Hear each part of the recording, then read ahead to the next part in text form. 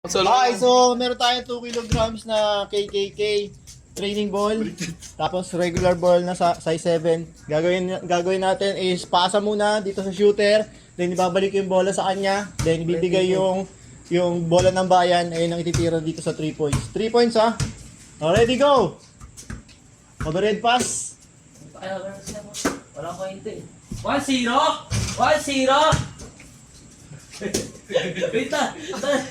Bilis! Ayos! Seryoso! Tama naman ba, boss? 2-0? Kasi ba ito pumasa yung pangit mo? Ang hina ng pasa mo. Laksan mo! Wait na! Nakakasi na ito. Bilis! Hindi ko na. Bilis na! Nakakawa ko dito. Bilis! Ayos! Ang pangit sila ito. Tawa na tawa kasi. Ay, ayusin eh. Daday lang ka pa eh. Ang last. Bola, Nickman! Apat pa lang. Sureball ba? Straight man lang. Sureball! Sureball!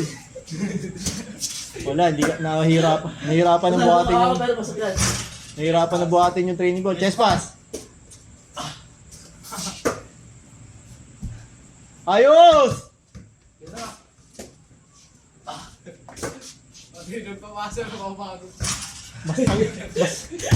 Mas pagod yung pumapasa eh. Wait na. Wala pa nga eh. Puta, wala. Isa na ako lang ito. Pang ano yan ha? Pang apat.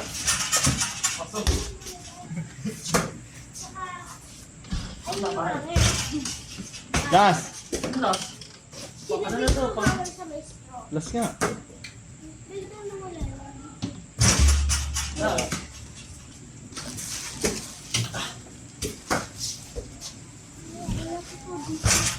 Ito lang nabutas mo.